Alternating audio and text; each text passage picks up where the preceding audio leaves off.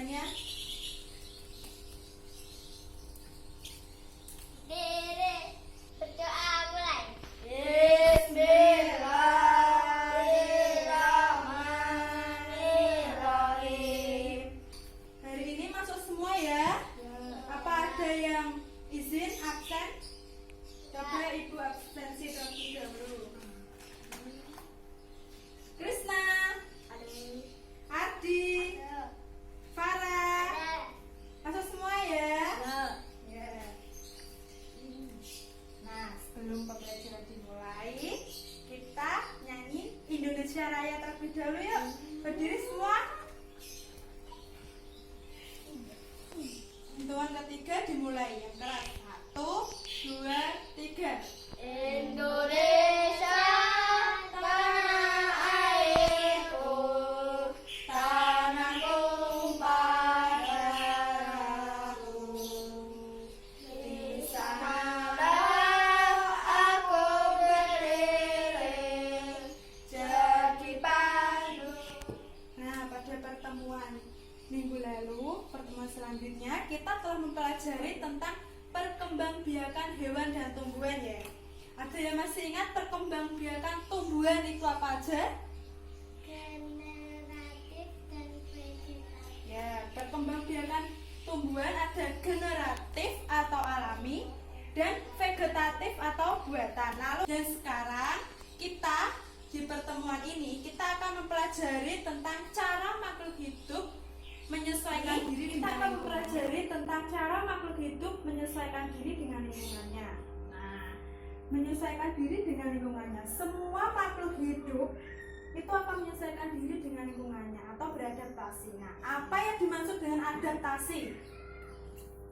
Adaptasi merupakan cara makhluk hidup menyesuaikan diri dengan lingkungan tempat tinggal hidupnya. Nah, adaptasi adalah cara makhluk hidup menyesuaikan diri dengan lingkungannya. Organisme yang dapat menyesuaikan diri dengan lingkungannya atau dapat beradaptasi, maka mereka akan bertahan hidup dan tidak akan mengalami kepunahan. Nah, sebaliknya, jika makhluk hidup tersebut tidak dapat melakukan adaptasi atau bertahan diri, dia akan mati dan mengalami kepunahan. Nah, sebagai makhluk hidup, tumbuhan juga mengalami adaptasi, juga mengalami penyesuaian diri dengan lingkungannya. Contohnya ada yang hidup di air, ada hidup di tempat lembab, dan ada juga hidup yang di tempat kering atau di gurun pasir. Oleh sebab itu, penyesuaian diri yang dilakukan oleh tumbuhan itu menjadi berbeda-beda sesuai dengan tempat tinggalnya masing-masing. Nah, contohnya ada tanaman kaktus ya, benar, ini menjadi tanaman kaktus. Tanaman kaktus menyesuaikan diri dengan lingkungannya. Dia dapat hidup di gurun pasir atau di tempat kering, kemarau panjang seperti Arab sana. Dia akan bertahan hidup karena dapat menyimpan cadangan makanannya di batangnya ini. Di batangnya ini kalau kita potek ada airnya. Coba dipotek. Nah, ada airnya kan? Nah, berarti dia menyimpan cadangan makanannya di batangnya atau di daun. Dia menyimpan cadangan makanannya itu di daun yang berduri ini. Di daun yang berduri. Coba Mbak Farah maju ke depan. Coba pegang, hati-hati. Nah, ini adalah duri kecil yang berada di daun. Ini dia dapat menyimpan makanannya di sini. Jadi daun yang kecil dan berduri ini dia untuk mencegah penguapan agar dia mampu bertahan hidup di gurun pasir tersebut. Nah, sudah jelas semuanya tentang tumbuhan kaktus? Jelas. Silakan duduk Mbak Farah, terima kasih.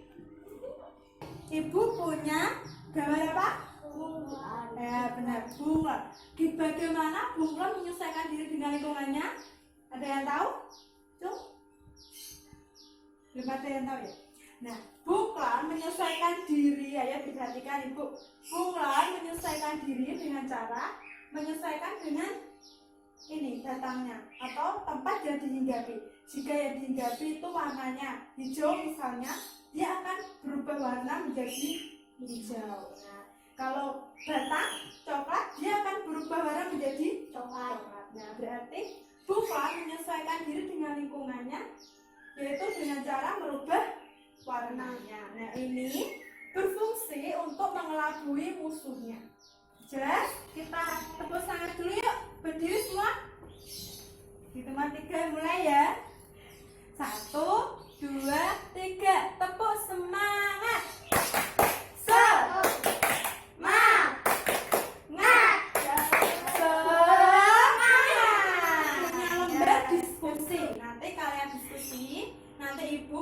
Bagi kalian menjadi beberapa kelompok, yang satu kelompoknya terdiri dari 3 orang.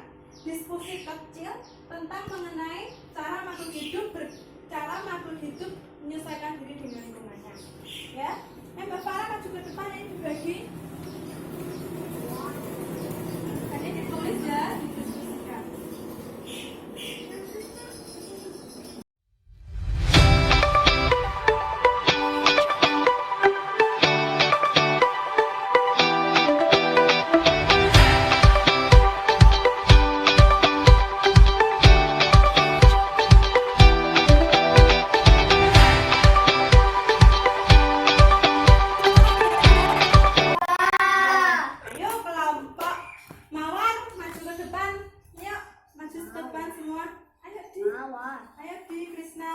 Dipresentasikan di bawah lembar diskusinya. Yuk, lembar diskusinya di bawah. Nah, dibaca yang keras hasil diskusinya. Pohon jati menggugur daunnya saat musim kemarau. Ya. Agar tidak terjadi penguapan yang berlebih akibat kekurangan air dan mah. Ya, benar. Jadi yang dikatakan oleh kelompok mawar benar sekali ya anak-anak. Pohon jati menggugurkan daunnya di musim kemarau. Lalu ini burung apa? Kolibirin. Ya, dia runcing. Ini paruhnya anak-anak. Paruhnya itu panjang. Berguna untuk menghisap nektar bunga. Ya, beri aplaus tangan buat kelompok mawar. Disampaikan oleh kelompok mawar, yaitu ibu tambahin ya. Yang pertama tadi ada enceng gondok. Nah, enceng gondok mengapung di air yang memiliki batang berongga seperti spons yang berisi udara. Lalu ada pohon jati yang menggugurkan daunnya sepanjang musim kemarau. Yang ketiga ada burung kolibirin. Dia mempunyai paruh yang panjang. Gunanya untuk menghisap nektar di bunga. Nah, sekarang ibu mempunyai soal evaluasi. Kalian kerjakan masing-masing individu, nggak boleh nyontek. Dibagi, Mas Krisna, satu-satu ya. Bagi.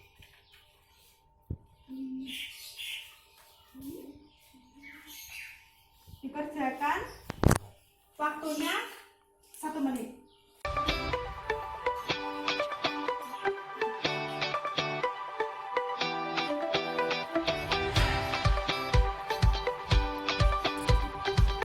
Sudah ya anak? Sudah, Bu. Ayo Mas Ardi dikumpulkan. Berikan ibu. Kumpulkan ke depan. Gak ada yang nyetak ya tadi ya? Terima kasih. Kita telah mempelajari tentang cara makhluk hidup menyesuaikan diri dengan lingkungannya. Tadi ada, contohnya ada ini burung kolibirin. Dia mempunyai paruh yang panjang, berguna untuk menghisap nektar bunga. Lalu ada pohon jati. Dia menggugurkan daunnya di musim kemarau. Tadi ada kaktus yang berduri. Dia dapat hidup di gurun pasir. Nah, sekarang kita pulang. Kita nyanyi apa-apa lisan dulu. Hitungan 3 mulai yuk. 1, 2, 3. Selanjutnya pertemuan yang akan datang, kita akan mempelajari tentang energi. Dipelajari di rumah, dipersiapkan dibacakan materinya, bukunya dipelajari, dibaca dulu biar sampai di sekolah mungkin maksud apa yang dikatakan oleh guru. Nah, sebelum kita pulang, kita berdoa terlebih dahulu ya Mbak Farah, dipimpin doanya. Duduk siap, Kak. Berdoa mulai. Alhamdulillahirabbil alamin. Selesai ya.